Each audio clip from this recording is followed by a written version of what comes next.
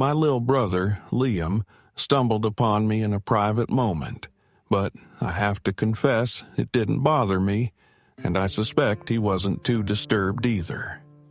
It all began on a tranquil Tuesday evening. The house was unusually quiet. Mom and Dad were out for the night, leaving just Liam and me. He'd always possessed a playful streak, a talent for finding inventive ways to irritate me when we were younger. Lately, though, things had evolved into a more harmonious rhythm. We weren't constantly at odds, and the house felt peaceful. I was home from college for fall break. It had been months since my last visit, and a rush of nostalgia washed over me the instant I stepped inside.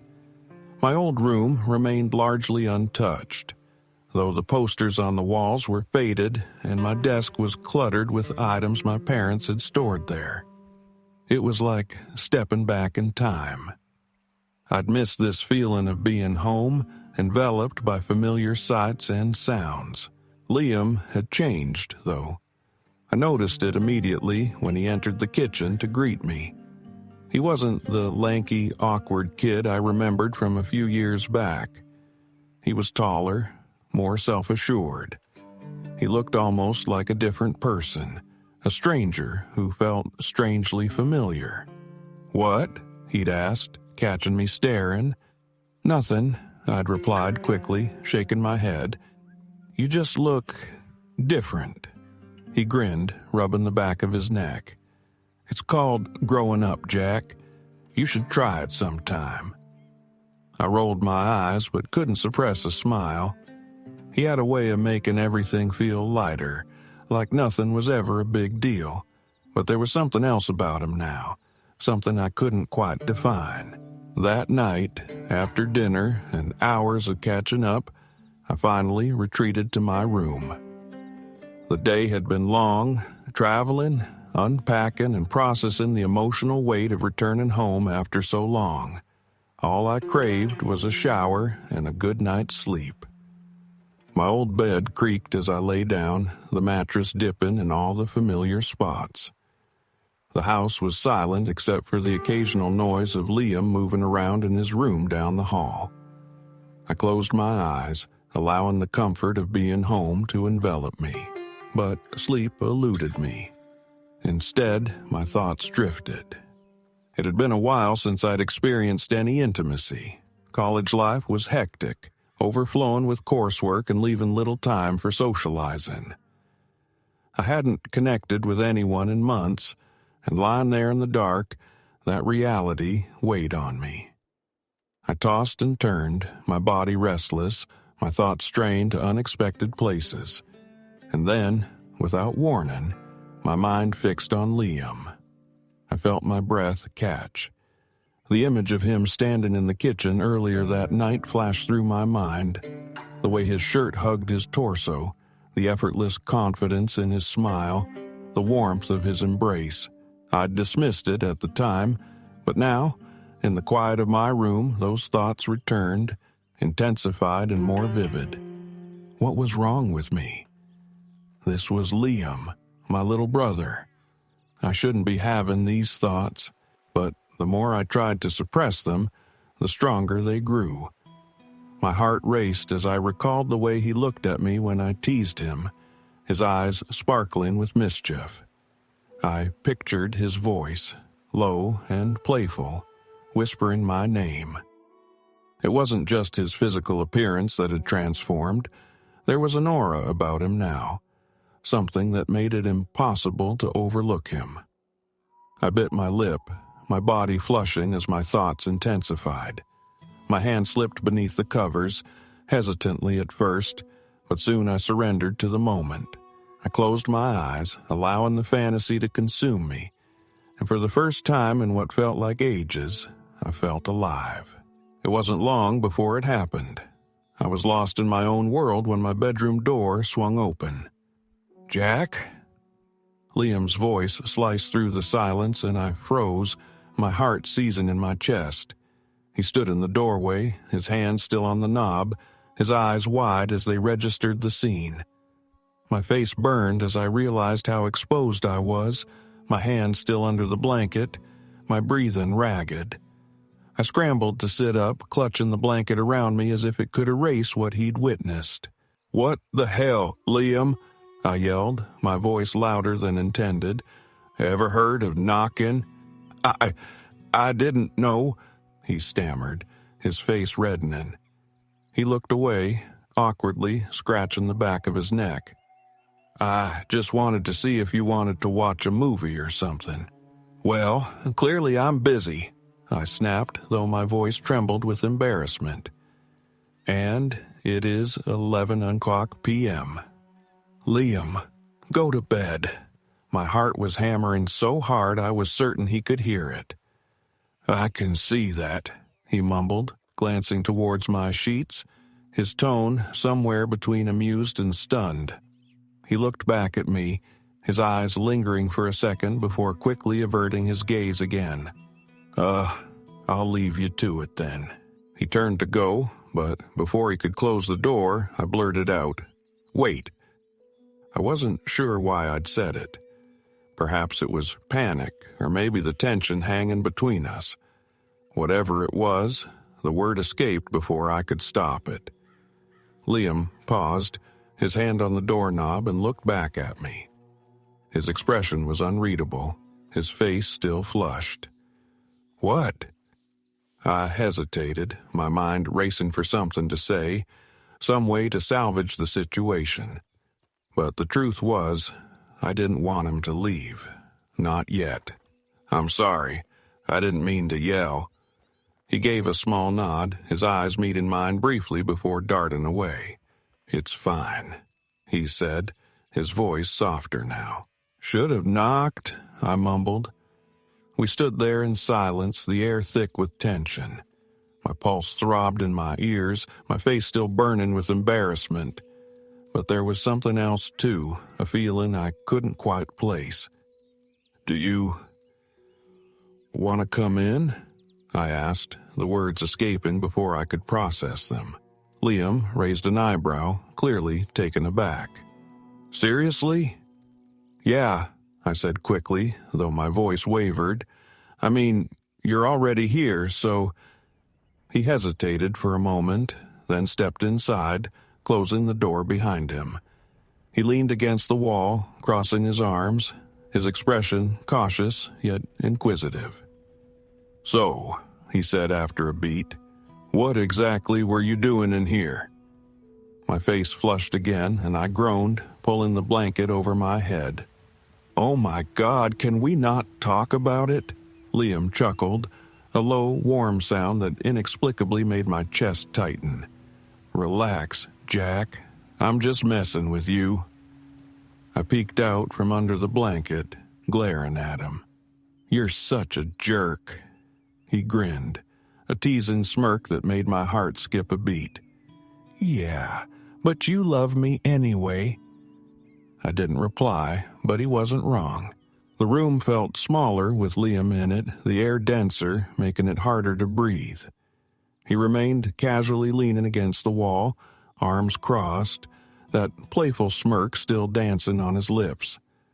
I couldn't decipher whether he was genuinely amused or simply trying to diffuse the awkwardness, but either way, it wasn't working. My heart still pounded with embarrassment, and I couldn't meet his gaze for more than a fleeting second without wanting to burrow under the covers and disappear. "Relax, Jack," Liam said, his voice softening. "It's not like I haven't walked in on worse." "Worse?"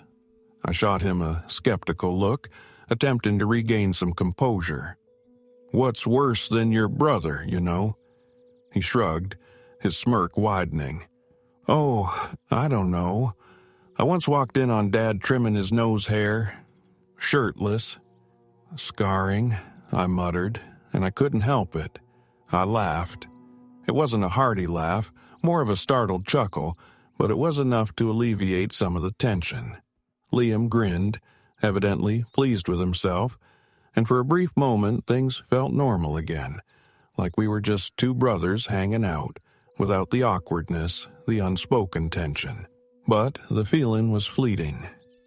The silence that followed was heavy, and I could feel his eyes on me, scrutinizing me too intensely.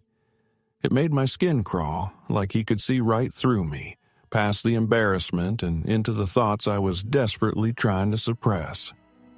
I pulled the blanket tighter around myself, as if it could protect me from whatever was happening between us. "So," Liam began, his tone deliberately casual, "who were you thinking about?" "What?" My head shot up and I stared at him, my face burning. "No one. I wasn't. What kind of question is that?" He shrugged again, his expression infuriatingly neutral. "I'm just saying you looked pretty into it. Must have been someone special." It was as if he knew. "Liam!" I threw a pillow at him, which he caught effortlessly, laughing. "Can you stop?" "Fine, fine." He held up his hands in mock surrender, still chuckling. But then his laughter subsided, and his expression shifted, becoming more serious. "I'm just messing with you, Jack. You don't have to freak out." "Geez," I sighed, running a hand through my hair. "Yeah, well, maybe don't barge into my room unannounced next time." "Noted," he said, and for a moment neither of us spoke. The silence stretched on, and I found myself staring at him, observing the way the soft light from my bedside lamp accentuated the curve of his jaw, the way his hair fell slightly into his eyes.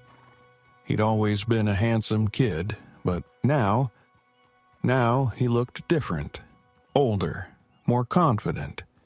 It was disorienting, like I was seeing him for the first time. "Why are you looking at me like that?" Liam's voice interrupted my thoughts, and I realized too late that I'd been staring. "I wasn't," I started, but he raised an eyebrow, cut me off. "Yeah, you were," I groaned, pulling the blanket over my head again. "Just go away, Liam." "Nope, not until you tell me what's going on." "There's nothing going on," I shouted, my voice muffled by the blanket.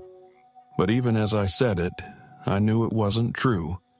There was something happening, something I didn't understand, something I couldn't even begin to articulate. And the way he was looking at me now, like he could see straight through me, wasn't helping. Liam moved closer, sitting on the edge of the bed. I felt the mattress dip under his weight, and my heart skipped a beat.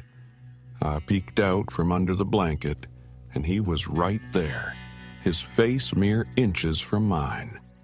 His expression was unreadable, his eyes searching mine as if he was trying to decipher something. "You're acting weird," he said quietly. "What's wrong?"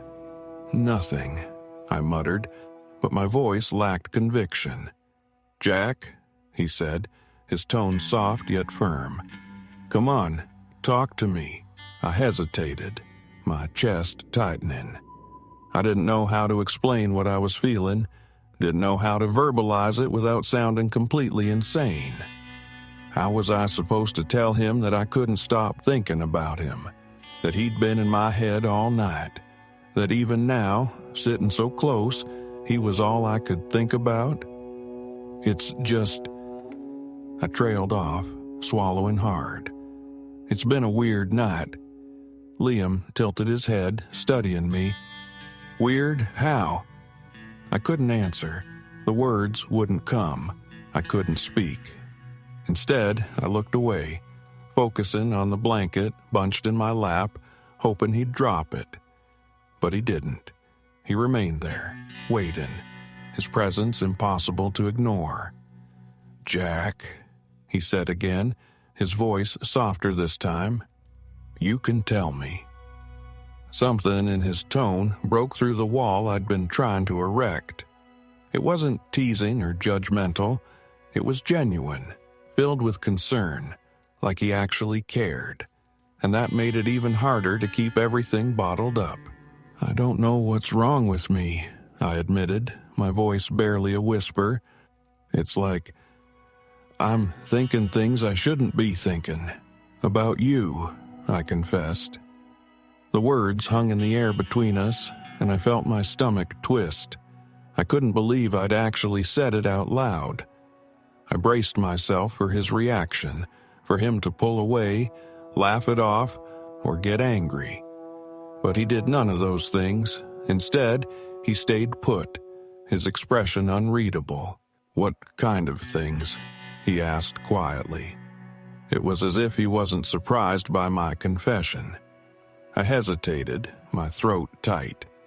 "Things I shouldn't be thinking," I repeated, my eyes fixed on the blanket. "I don't know why, it just happened." Liam was silent for a long moment, and my chest tightened with each passing second. But then, to my surprise, he reached out, his hand resting lightly on my arm. The touch was gentle, almost hesitant, but it sent a jolt through me all the same. "Jack," he said softly, his voice steady, "it's okay." I looked up at him, my heart pounding. "It is?" He nodded, his hand still on my arm. His words hung in the air between us, heavy and full of meaning. "Yeah, it's okay." Liam's voice was calm and steady, but the weight of what he'd just said made my chest tighten. I wasn't sure if I'd heard him correctly, if he really meant it, or if he was simply trying to diffuse the awkwardness. But the way he looked at me, so steady, so sure, made me think he wasn't just saying it to make me feel better. For a long moment, neither of us spoke. The silence was thick, but not uncomfortable. It was like we were both waiting for the other to make the next move, to say something that would either break the tension or push things forward. "Liam," I started, my voice shaky, "I don't know what's wrong with me." He tilted his head slightly, his gaze unwavering. "Why do you think something's wrong with you?" "Because this isn't normal," I blurted out, the words tumbling out before I could stop them. "You're my brother. I shouldn't—" "Stop," he interrupted, his voice firm but gentle. His hand moved from my arm to my shoulder, squeezing lightly. "Don't do that. Don't make it sound like you're broken or something. You're not." I blinked, caught off guard by his words. "But no," he said, cutting me off again. "Jack, you're not some kind of freak. You're just feeling something. And that's okay, is it?" I asked, my voice barely audible. "Because it doesn't feel okay. It feels wrong. Does it?" he countered, his eyes narrowing slightly.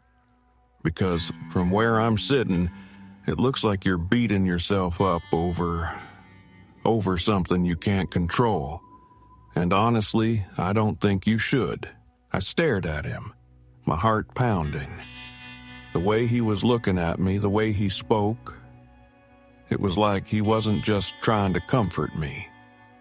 There was something else there, something deeper. I didn't know what it was, but it made my chest ache in a way I couldn't explain. "Why aren't you freaking out about this?" I asked, my voice trembling. "You should be freaking out." He gave a small shrug, his lips quirking into a faint smile. "Maybe I'm just better at keeping my cool than you are." "Liam." "Jack," he said, interrupting me again. "Do you trust me?"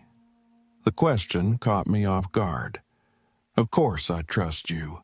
"Then trust me when I say this doesn't have to be a big deal," he said softly. "It's just us. No one else has to know. No one else has to understand. It's just you and me." His words sent a shiver through me, and I felt my chest tighten. The way he said it, so calm and assured, made it sound so simple. But it wasn't simple. It was complicated and messy and terrifying. And yet, the way he was looking at me, the way his hand rested on my shoulder, made it feel like maybe it didn't have to be. "Liam," I said, my voice barely audible, "what are you saying?" "I'm saying I don't care if it's normal or not," he replied, his voice steady. "I care about you, and if this is something you're feeling, then maybe I feel it too." My breath hitched, and I stared at him, my mind racing. Did he really mean that? Was he really saying what I thought he was saying? I didn't know how to respond, didn't know what to do. All I knew was that my heart was pounding so loudly I could barely hear anything else. Before I could stop myself, I reached out, my hand brushing against his. He didn't pull away. Instead, his fingers curled around mine, his touch warm and steady. The simple gesture sent a wave of relief and something deeper, something I didn't want to name, washing over me. I don't know what to do, I admitted, my voice trembling. I don't even know what this is. Me neither, he said, his voice soft. But maybe we don't have to know. Maybe we just figure it out together. His words made my chest ache, and I felt my eyes sting. I didn't know why I was so emotional, why his words affected me so deeply, but they did. I nodded slowly, squeezing his hand. Okay. For a moment, neither of us moved. We just sat there, our hands clasped, the silence between us filled with unspoken understanding. It was like the world had faded away, leaving just the two of us, caught in this moment that felt both impossible and inevitable. And then, before I could overthink it, I leaned in. The kiss was soft, hesitant, like we were both testing the waters. His lips were warm, and I could feel the faint tremor in his hand as he held mine. The kiss was clumsy, a nervous fumble stemming from the uncertainty of what we were doing. Yet, it was real. It was us.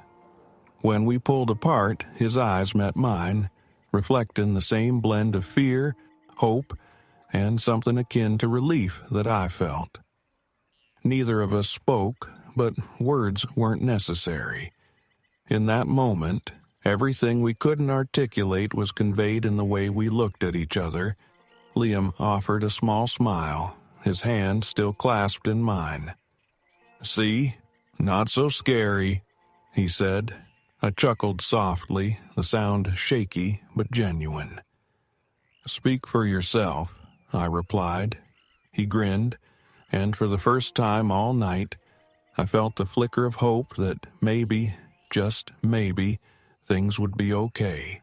The air crackled after the kiss, as if something had irrevocably shifted between us. My heart hammered in my chest, my mind struggling to process what had just transpired. Liam was quiet, his gaze steady on me, and for once I couldn't decipher his thoughts. He wasn't laughing, teasing, or dismissing it. He was simply present, and the intensity of his presence made my chest ache. "Did that feel wrong to you?" he asked softly, breaking the silence. I shook my head, my voice caught in my throat. "No," I whispered, "it didn't." "Good," he responded, a small smile playing at the corner of his lips. "Because it didn't feel wrong to me either." I exhaled shakily, the weight of his words settling over me. I'd spent so long convincing myself these feelings were unnatural, something to be ashamed of. But hearing him say that, hearing him validate my feelings, made everything seem a little less terrifying. "What happens now?" I asked, my voice barely a murmur. Liam shrugged, his smile fading into something softer, more vulnerable. "I don't know. I've never done this before, Jack, but I think we just take it one step at a time. Figure it out as we go." His words were simple, yet they carried immense weight. I nodded slowly, my fingers still intertwined with his. "Okay." The silence stretched between us again, but this time it wasn't heavy. It was comforting, like we were finally on the same page, finally releasing all the unspoken tension that had been building between us. For the first time, I felt like I could breathe. "Do you want to talk about it?" Liam asked after a moment, his tone cautious. "Talk about what? About why you've been acting so weird lately?" I said, my lips curving into a faint smile. Because, let's be honest, Jack, you've been weird. I groaned, pulling my hand away to cover my face. I don't know, I admitted, my voice muffled. It's just, everything about you feels different now, and it's messing with my head. Different how? He asked, leaning closer. I hesitated, my cheeks burning. You're not the same annoying kid I grew up with, I finally said. You're confident, grown up, and I don't know how to handle that. Liam's smile widened, a hint of mischief returning to his expression. So what you're saying is, you think I'm hot? Oh my God, stop, I groaned, throwing a pillow at him. He caught it easily, laughing, and the sound how made my chest tighten in a way that was both comforting and infuriating. He leaned in and kissed me again, briefly. I'm just saying, he teased, tossing the pillow back onto the bed. You could have just said that instead of making it all dramatic. Yeah, well, I'm not exactly thrilled about it, I muttered, though my lips twitched into a reluctant smile. The playful banter masked a deeper conversation we were having without words. Liam's laughter faded, and his expression softened. You don't have to be ashamed, Jack, he said quietly. It's just us. No one else has to know. He joined me on the bed, and the calmness in his voice made my chest ache. I nodded, my throat tight. Yeah, I whispered, just us. But as I said it, he was beside me, having witnessed my release without a word. He took over where I left off, and it was incredible. I'd never felt anything like it. When he noticed I was nearing my climax, he leaned over to ensure things didn't get messy. Afterward, neither of us could speak for a moment. It felt both wrong and exhilaratingly right, the best thing I'd ever experienced. The rest of the night was a blur. We didn't kiss again, didn't push things further, but the dynamic between us had undeniably shifted. The tension remained, but it wasn't as heavy. It was like we'd taken the first step into uncharted territory, and now we were simply trying to navigate it together. Liam stayed in my room for a while, sitting on the edge of the bed as we talked about everything and nothing. It felt like old times, like when we were kids staying up late whispering secrets in the dark. But now there was an undercurrent of something else, something deeper, something neither of us fully understood. When he finally left for his own room, I felt both relieved and strangely empty. I lay back, staring at the ceiling, my mind racing with thoughts of him, the way he'd kissed me, the way his hand had felt in mine, the way he'd looked at me like I was the only thing that mattered. It was overwhelming, but impossible to ignore. The next morning, I woke to footsteps in the hallway. For a moment, I thought it was our parents, but then I remembered they were away for the weekend. It was just me and Liam. I got out of bed and went downstairs, my heart pounding at the thought of seeing him again. I wasn't sure what to expect, awkwardness, maybe, or tension. But when I walked into the kitchen, I entered the kitchen to find him at the table, a bowl of cereal in front of him. He looked utterly normal, too normal. "Morning," he said, flashing a grin. "Sleep well?" Yeah, I mumbled, grabbing a mug and pouring myself some coffee. "You look like a baby," he teased, his tone light. But as I sat down across from him, I caught his eyes lingering on me for a beat too long, his smile softening slightly. It made my chest tighten all over again. We ate breakfast in relative silence, the occasional clinking of spoons against bowls filling the void. I could feel his gaze on me, making it difficult to concentrate. My mind kept replaying the previous night's events, the kiss, the way he'd said, "Just us." "Jack," he said suddenly, breaking the silence. I looked up, my heart skipping a beat at the seriousness in his voice. "Are you okay?" "Yeah," I replied quickly, though my voice wavered. "Why wouldn't I be?" He tilted his head, studying me. "Because last night was a lot, and I just want to make sure you're not freaking out." "I'm fine," I insisted, my cheeks burning. "Really?" He nodded, but I could tell he wasn't entirely convinced. "If you say so." The rest of the day passed uneventfully, but the tension between us simmered just below the surface. Every glance, every accidental brush of hands felt charged, like we were both anticipating something. I didn't know what, but I knew it was coming. And when it finally did, I wasn't prepared. The air grew thick with unspoken tension as the day wore on. Every small interaction, every look, every word he spoke, even the silences when we were in the same room, it was like a storm brewing. I knew it was only a matter of time before it broke. That evening, the house was quiet again. Our parents had called to say they'd be staying at Grandma's another night, leaving Liam and me alone.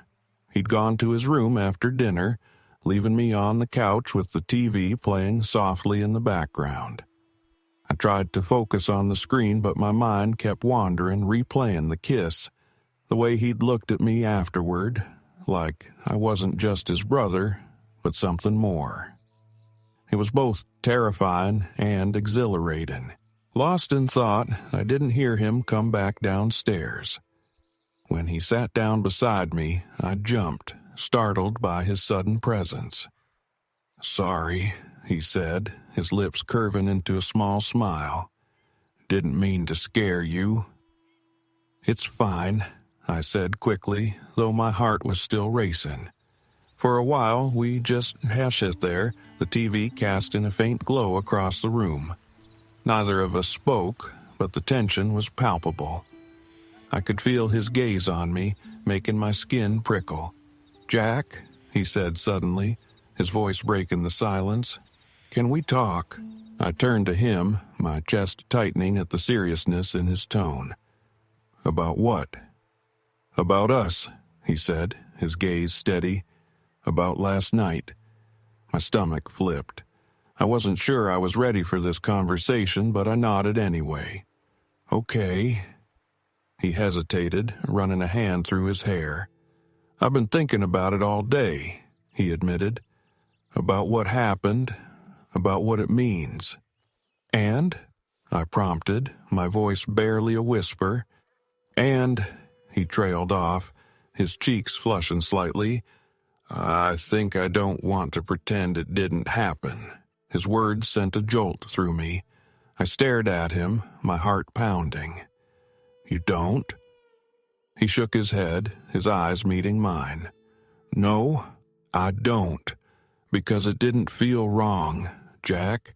It felt right." The conviction in his voice made my chest ache. I opened my mouth to respond, but words failed me. I didn't know how to articulate the whirlwind of emotions inside me. All I knew was that he was looking at me like I was the only thing that mattered, and it made me want to cry. "I'm scared, Liam," I finally admitted, my voice trembling. "This is all so new, and I don't know what to do." "You don't have to know," he said softly. "We'll figure it out together." He reached out, his hand brushing against mine, and a shiver ran through me at the simple touch. I looked down at our hands, then back up at him, my throat tight. "Are you sure about this?" I asked, my voice barely audible. "I've never been more sure about anything," he said, his voice steady. "I care about you, Jack, more than I probably should, but I'm done trying to ignore it." His words hit me like a wave, and before I could stop myself, I leaned in, closing the distance between us. The kiss was soft at first, hesitant, but it quickly deepened as all the emotions I'd been holding back came rushing to the surface. His hands moved to my shoulders, pulling me closer, and I felt my heart swell with something I couldn't name. When we finally pulled apart, I rested my forehead against his, my breath coming in short, shaky bursts. "What do we do now?" I asked, my voice trembling. "We keep this just between us," he said softly. "We take it slow, and we figure it out." I nodded, my chest tight. "Okay." For the first time in what felt like forever, I didn't feel scared. I didn't feel ashamed. All I felt was him, his warmth, his presence, his unwavering support. And it was enough. That night, lying side by side on the couch, the TV still playing softly in the background, I realized something. What we had might not be normal. It might not be something anyone else could understand, but it was ours. And that was enough for now. It was enough. I know my story might sound strange to some people, but I'm glad I can share it. I feel guilty, though. Should I? Please let me know what you think in the comments.